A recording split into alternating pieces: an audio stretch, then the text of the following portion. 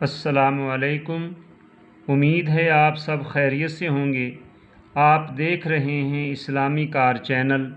اگر آپ نے ابھی تک ہمارا چینل سبسکرائب نہیں کیا تو جلدی سے کر لیں۔ محترم سامعین، آج کا ہمارا موضوع ہے اسلام کا تازہ معجزہ۔ مذہب کی سچائی اور اچھائی کی سب سے بڑی دلیل عام فہم ثبوت اور ناقابل انکار حقیقت یعنی مشاہدہ ہے۔ آئیے اب ہم صداقت دین اسلام و حقانیت قرآن پر اپنے ہی زمانے کا ایک مشاہدہ پیش کرتے ہیں۔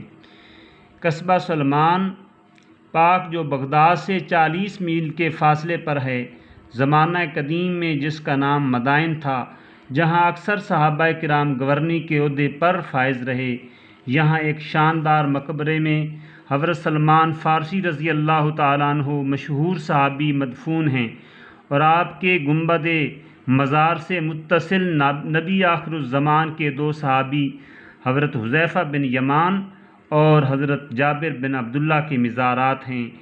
ان دونوں اصحاب رسول کے مزارات پہلے سلمان پاک سے 2 فرلانگ پر ایک غیر آباد جگہ پر تھے۔ حضرت حذیفہ نے خواب میں ملک فیصل اول شاہ عراق سے فرمایا کہ ہم دونوں کو موجودہ مزاروں سے منتقل کر کے دریائے دجلہ سے تھوڑے سے فاصلے پر دفن کر دیا جائے، اس لیے کہ میرے مزار میں پانی اور جابر کے مزار میں نمی شروع ہو گئی ہے۔ شاہ یہ خواب مسلسل 2 راتوں میں دیکھتا رہا۔ تیسری شب حضرت موصوف نے عراق کے مفتی اعظم کو یہی ہدایت فرما کر کہ ہم 2 راتوں سے بادشاہ کو کہہ رہے ہیں، لیکن اس نے اب تک اس کا انتظام نہیں کیا، اب یہ تمہارا کام ہے کہ اس کو متوجہ کر کے اس کا فوراً بندوبست کراؤ۔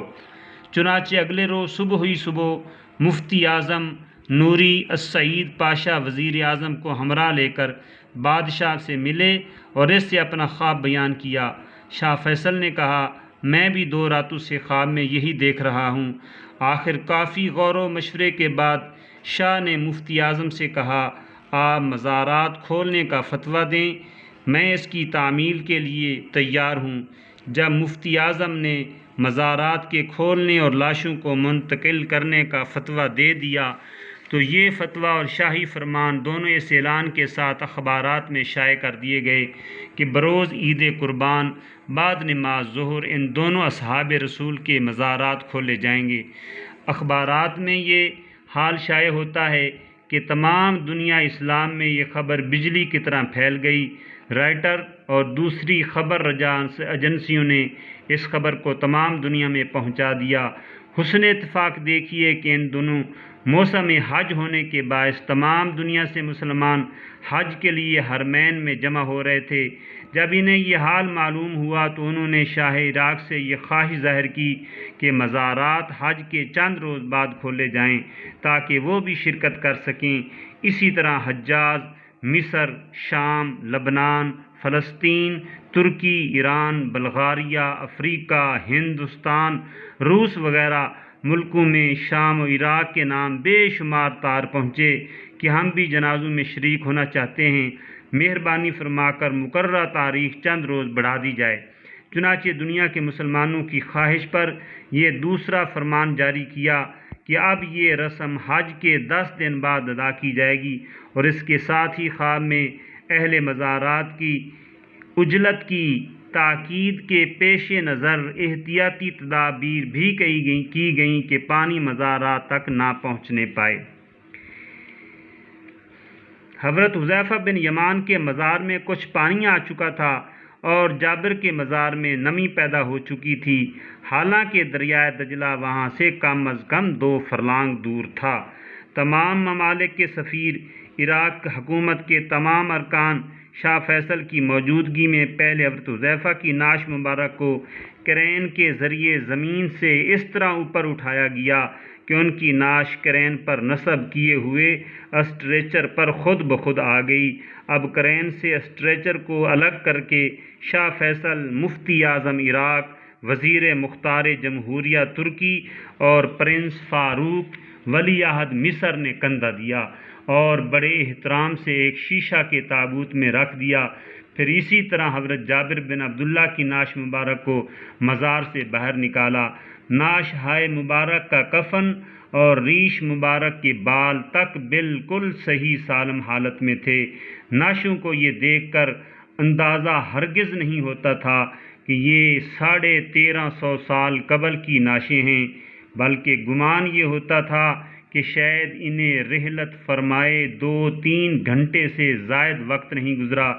سب سے عجیب بات یہ تھی کہ ان دونوں حضرات کی آنکھیں کھلی ہوئی تھیں اور اس میں اتنی چمک تھی کہ بہتوں نے چاہا بھی کہ ان کی آنکھوں میں آنکھیں ڈال کر دیکھ لیں، لیکن ان کی نظریں اس چمک کے سامنے ٹھہرتی ہی نہ تھیں، اور ٹھہر بھی کیسے سکتیں۔ بڑے بڑے ڈاکٹر یہ دیکھ کر دنگ رہ گئے۔ ایک جرمن ماہر چشم جو بین الاقوامی شہرت کا مالک تھا، اس تمام کارروائی میں بڑی دلچسپی لے رہا تھا، اس لیے جو یہ منظر دیکھا تو اس نے اتنا بے اختیار ہوا کہ ابھی ناش ہائے مبارک تابوتوں ہی میں رکھی گئی تھیں کہ آگے بڑھ کر مفتی اعظم عراق کا ہاتھ پکڑ لیا اور کہا، آپ کے مذہب اسلام کی حقانیت اور ان صحابہ کی بزرگی کا اس سے بڑھ کر اور کیا ثبوت ہو سکتا ہے؟ میں مسلمان ہوتا ہوں، لا الہ الا اللہ محمد الرسول اللہ۔ اس موقع پر ایک جرمن فلم ساز کمپنی نے دور دراز سے آئے ہوئے مشتاقان دید پر احسان کیا کہ اس نے شاہ عراق کی منظوری سے اپنے خرچ پر عین مزارات کے اوپر 200 فٹ بلند فولاد کے 4 کھمبوں پر کوئی 30 فٹ لمبا اور 20 فٹ چوڑا ٹیلی ویژن کا سکرین لگایا، بلکہ کھمبوں کے چاروں طرف بھی چھت سے ملحق 4 سکرین لگا دیے۔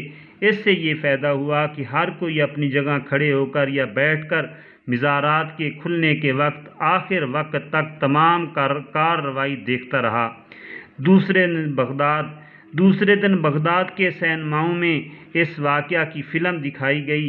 اس واقعہ کے فوراً بعد بغداد میں کھلبلی مچ گئی اور بے شمار یہودی نصرانی خاندان بلا کسی جبر کے جوک در جوک مسجدوں میں قبول اسلام کے لیے آتے رہے۔ یہ چشم دید معجزہ اگلے زمانے کا تاریخی واقعہ نہیں ہے، بلکہ یہ ہمارے ہی زمانے کا آنکھوں دیکھا حال ہے۔ اس کو زیادہ عرصہ بھی نہیں گزرا، 1932 عیسوی میں اس معجزے کا ظہور ہوا ہے۔ اس کو ہر مذہب و ملت اور کئی ممالک کے افراد نے اپنی آنکھوں سے دیکھا ہے۔ اس کی دنیا کے اخباروں نے جعلی عنوانات سے تشہیر کی ہے اور اس کے ہر جگہ چرچے رہے ہیں۔ یہ مزارات گمنام افراد کے بھی نہ تھے، یہ نبی و آخر الزمان محمد صلی اللہ علیہ وآلہ وسلم کے 2 مشہور صحابہ کے مزار تھے، جن کے پہلے بھی لوگ جانتے ہیں اور مانتے ہیں، اور جو اب بھی مرج خلائق بنے ہوئے ہیں۔ وآخر دعوانا ان الحمد للہ رب العالمین۔